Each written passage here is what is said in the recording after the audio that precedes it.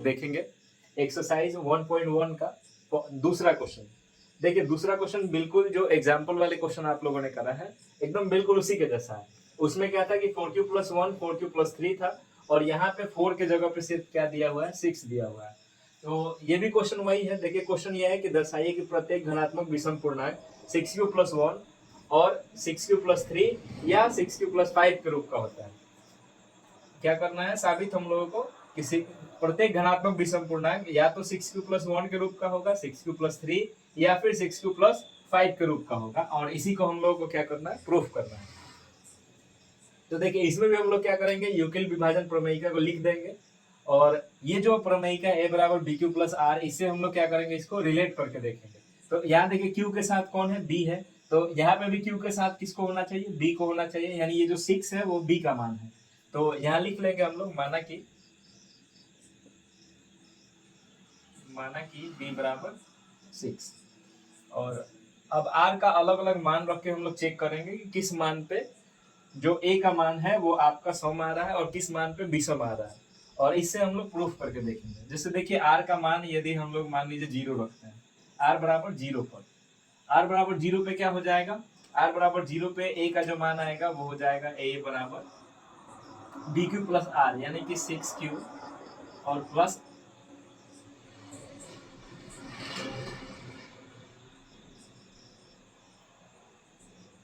r बराबर 0 पर a बराबर bq+r से यानी कि b का मान है 6 और q तो q ही है और उसके बाद r का मान कितना है यहाँ पे 0। तो a बराबर क्या आ जाएगा आपका यहाँ a बराबर आ जाएगा 6q। अब देखिए 6q में हम लोग आसानी से 2 से भाग लगा सकते हैं ये 3q हो जाएगा। तो आप लोगों ने पढ़ा है कि जिसमें भी 2 से भाग लग जाता है वो सब क्या होता है आपका सम पूर्णांक होता है। तो ये कौन सा पूर्णांक है आपका सम है। चलिए आगे चेक करते हैं r बराबर 1 रख के चेक करते हैं एक बार r बराबर 1 रख लेते हैं r बराबर 1 पर r बराबर 1 पे क्या होगा a बराबर हो जाएगा यहाँ पे फिर से वापस bq+r यानी कि 6q और प्लस r का मान 1। अब यहाँ अगर आप गौर से देखें तो q के किसी भी मान के लिए जैसे सपोज कि q का मान हमने 1 लिया q का मान अगर 1 लेते हैं तो ये जो r का मान ये जो आपका a का मान आएगा वो आ जाएगा 7। इसी प्रकार से यदि q का मान आप 2 लेते हैं q का मान 2 लेते हैं तो यहाँ आ जाएगा a का मान आपका 13 6 दूना 12 और 1 13 आ जाएगा। सिमिलरली यदि आप q का मान 3 लेते हैं तो 3 लेने पे भी क्या आ जाएगा a का मान आ जाएगा आपका 19। तो ये देख रहे हैं आप इधर देख पा रहे हैं कि 7 13 19 यहाँ पे आप कोई भी मान रखिए 1 2 3 4 या आगे भी कोई पूर्ण संख्या रख के देखिए तो जो भी मान आएगा आपका वो क्या आएगा एक वो आ जाएगा एक विषम संख्या। ये सब क्या है आपका विषम है। तो हम लोग देख पा रहे हैं कि 6q+1 पे तो कौन सा संख्या आ रहा है विषम पूर्णांक आ रहा है। 6q+1 पे क्या आ रहा है विषम धनात्मक पूर्णांक। चलिए आगे देखते हैं और भी लेके देखते हैं नंबर जैसे r बराबर 2 लेके देखते हैं। r बराबर 2 पे यदि सॉल्व करेंगे तो a का मान आ जाएगा आपका a बराबर फिर से वापस 6q प्लस इस बार 2 हो जाएगा और अगर आप देखें यहाँ पे तो 2 कॉमन हो सकता है 2 कॉमन लिए तो ये हो जाएगा आपका 3q+1 और यहाँ पे हम आसानी से 2 से क्या कर सकते हैं भाग लगा सकते हैं तो ये आ जाएगा आपका सम आ जाएगा क्योंकि इसमें 2 से भाग लग जा रहा है। चलिए इसी प्रकार हम लोग आगे भी देखेंगे। आगे हम लोग देखते हैं r का मान अलग रख के यानी r का मान 2 तक देख लिए r बराबर 3 रख के देखते हैं। r बराबर 3 पर क्या होगा देखिए r बराबर 3 पर a का जो मान आएगा वो क्या आ जाएगा आपका 6q और प्लस 3। अब देखिए यहाँ से दोनों में आप देख पा रहे हैं कि 3 कॉमन है। अगर 3 कॉमन करेंगे तो फिर क्या हो जाएगा ये 3 कॉमन करेंगे तो 2q+1 हो जाएगा और इसमें आप 2 से भाग नहीं लगा सकते इसमें 2 से भाग नहीं लगेगा तो 2 से भाग नहीं लग रहा है यानी कि ये कौन सा है आपका विषम। फिर से ये आ गया विषम। फिर आगे चेक करते हैं एट r बराबर 4 और चेक करेंगे एक बार तो क्या आ जाएगा a बराबर आ जाएगा यहाँ से आपका 6q+4 आ जाएगा। तो देखिए यहाँ पे 6q+4 में दोनों में 2 कॉमन है कॉमन कर लिए तो ये हो जाएगा 3q+2। अब देखिए यहाँ से 2 से आसानी से भाग लग सकता है तो ये हो जाएगा आपका सम क्योंकि 2 से भाग लग जा रहा है तो ये सम हो गया। आगे चेक करेंगे r बराबर 5 पर तो r बराबर 5 लेकर हम लोग चेक करते हैं। तो देखिए r बराबर जब 5 होता है तो a का मान आ जाएगा आपका 6q और प्लस 5। अब यहाँ q का कोई भी मान रखिए, सबसे पहले तो इसमें कोई कॉमन नहीं है, और कॉमन नहीं करके हम लोग यहाँ पे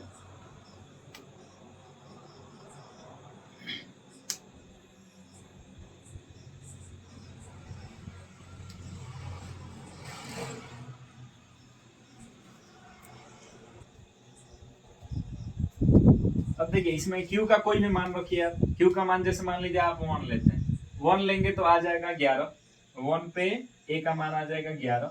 अगर q का मान अगर आप 2 लेते हैं तो ये आ जाएगा 6 दूना 12 और 5 17, यानी a का मान आ जाएगा 17। आप कोई भी नंबर रख के देखिए, q के जगह पे कोई भी आप पूर्ण संख्या रख के देखिए, 1 2 3 4 5 या कोई भी रख के देखिए, आपको हमेशा मिलने वाला है एक विषम संख्या। आप यहाँ 0 भी रख लीजिए तो भी आपको क्या मिलेगा, 5 मिलेगा, जो कि एक विषम है। तो इसे ये कौन सा नंबर आ जाएगा, 6q + 5 किस रूप का है, तो ये है आपका विषम के रूप का है, ये विषम है। अब देखिए हम लोगों को 6q + 5 तक का ही चेक करना था, तो ये जो हो गया आपका 6q + 5, 6q + 5 तक का ही चेक करना था हम लोगों को। तो यहाँ हम लोगों ने चेक कर लिया 6q + 5 क्या आ रहा है, विषम आ रहा है। तो अब देखिए हम लोग एक बार जो आंसर आया हम लोग का उसको एनालिसिस करते हैं कि किस नंबर पे सम आया है और किस पे विषम आया है। तो देखिए यहाँ पे जब मैंने r का मान 0 रखा तो यहाँ पे आ गया एक सम संख्या, सम पूर्णांक के रूप में है ये। r बराबर 1 रखने पे ये विषम आ गया, फिर r बराबर 2 रखने पे सम आया था, r बराबर 3 रखने पे वापस से विषम आया था, r बराबर 4 पे भी क्या आ रहा है, विषम आ रहा है। यानी एक चीज आप नोटिस कर रहे होंगे कि r का मान यदि सम है यहाँ पे तो सम संख्या आ रहा है, r का मान यदि विषम ले रहा है तो इसमें क्या आ रहा है, विषम आ रहा है। तो वैसे तो देखने से पता लग जा रहा था, लेकिन हम लोगों को इतना सॉल्व करना होगा, क्योंकि जो आपका एग्जामिनेशन है, एग्जामिनेशन में आपको लिखने का नंबर मिलता है। आप कितना जानते हैं ये उन लोगों को कोई मतलब नहीं है इस बात से। वहां आपका कॉपी देखा जाता है, तो कॉपी जितना फ्रेश लिखेंगे, जितने अच्छे से लिखेंगे और जितने एक्सप्लेन करके लिखेंगे, सही से लिखेंगे, उतना आपका नंबर अच्छा आने वाला है। तो यहाँ देखिए हम लोगों ने क्या देखा कि r का मान 1 3 और 5 पे, यानी कि ये a बराबर 6q + 1, 6q + 3 और 6q + 5, ये सभी क्या आ रहा है आपका, एक विषम घनात्मक पूर्णांक आ रहा है। और इस प्रकार हमारा जो क्वेश्चन था उसको हम लोगों ने प्रूफ कर लिया है। तो यहाँ हम लोग लिख सकते हैं लास्ट में, अतः 6q + 1, 6q + 3 तथा 6q + 5 विषम घनात्मक विषम पूर्णांक के रूप का होता है। तो चलिए यहाँ पे ये आपका क्वेश्चन सॉल्व हो गया। चलिए अगला क्वेश्चन जो है वो देखते हैं हम लोग इसके बाद।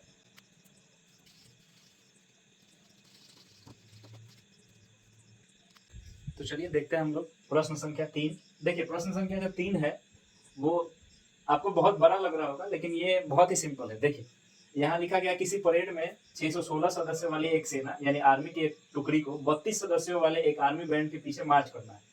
दोनों समूह को समान संख्या वाले स्तंभों में मार्च करना है। इन स्तंभों की अधिकतम संख्या क्या होगी जिसमें वो मार्च कर सकते हैं। तो देखिए यहाँ पे एक चीज जो आप नोटिस कर रहे होंगे कि स्तंभों की अधिकतम संख्या, यानी कि यहाँ आपको लग रहा होगा, जैसे आप इससे सोच पा रहे होंगे कि इसमें करना क्या है। तो इसमें ये बेसिकली आप लोगों को निकालना है HCF। तो देखिए कैसे ये कॉन्सेप्ट को समझते हैं। देखिए टोटल 616 सदस्य है एक आर्मी की टुकड़ी में, जिसमें 32 सदस्यों के आर्मी के छोटे छोटे टुकड़ों में उन लोगों को क्या करना है, एक मार्च करना है। जैसे टोटल कितने हैं 616, और इन लोगों को क्या करना है 32 के ग्रुप में क्या करना है, एक मार्च करना है। तो वहां पे क्या होगा आपको निकालना ये है इसमें कि इन दोनों में मैक्सिमम क्या होगा, जैसे मैक्सिमम स्तंभों की संख्या क्या होगी, यानी कि ये जो है आपका मैक्सिमम स्तंभों की संख्या कितनी होनी चाहिए ताकि वो अपना मार्च कर सके। तो देखिए यहाँ स्तंभों की जो अधिकतम संख्या है उसको निकालने के लिए यहाँ पे हम लोग को निकालना होगा HCF। तो चलिए विभाजन एल्गोरिथम का उपयोग करके हम लोग HCF निकालते हैं। तो सॉल्व करते हैं इसको।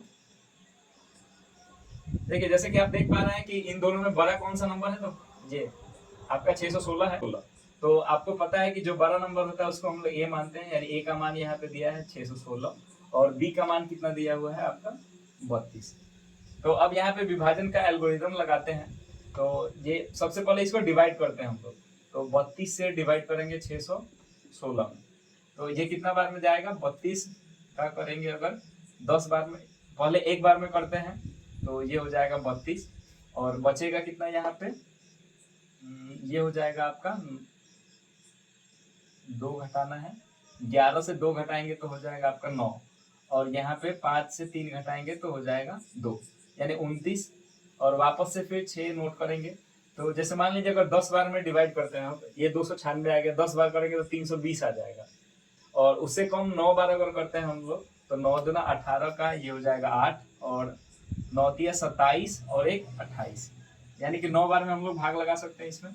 ये हो जाएगा आपका 16 से 8 गया तो 8 बचेगा, यहाँ 0 और ये 0। अब देखिए 8 शेष बच गया है। अब ये जो 8 है वो इससे छोटा है, तो आपको पता होगा पिछले वीडियो में बताया गया था कि जब यहाँ पे शेष बच जाता है तो इसके बाद हम लोग छोड़ते नहीं है, वापस से क्या करते हैं, डिवाइड करते हैं और इसको इस बार कहाँ उतारेंगे, यहाँ पे।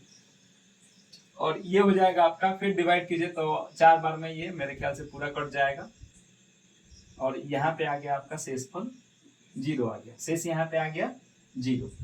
तो देखिए आपको बताया गया था उस वीडियो में कि जब तक शेष 0 नहीं हो जाता है तब तक हम लोग इसको क्या करते हैं, डिवाइड करते रहते हैं। तो यहाँ देखिए डिवाइड किए, पहला बार 32 को 32 से हम लोगों ने डिवाइड किया 19 बार में, पहले एक बार में किए फिर 9 बार में किए, यानी 19 बार में डिवाइड करने के बाद टोटल आपके पास जो शेष बचा वो 8 बचा।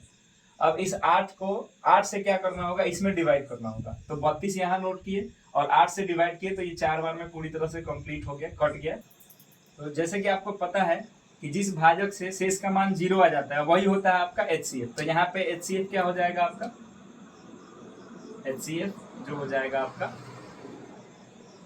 616 और 32 का वो हो जाएगा आपका 8। तो यहाँ हम लोग लिख सकते हैं कि अतः कि उन स्तंभों की अधिकतम संख्या 8 है जिनमें वो मार्च कर सकते हैं। तो यहाँ पे हम लोग लिख देंगे उन स्तंभों की अधिकतम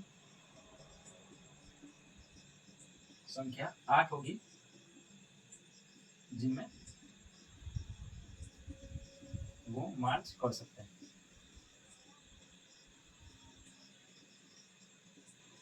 ये हो गया आपका कंप्लीट आंसर और इस प्रकार ये आपका तीसरा प्रश्न जो था वो सॉल्व होता है।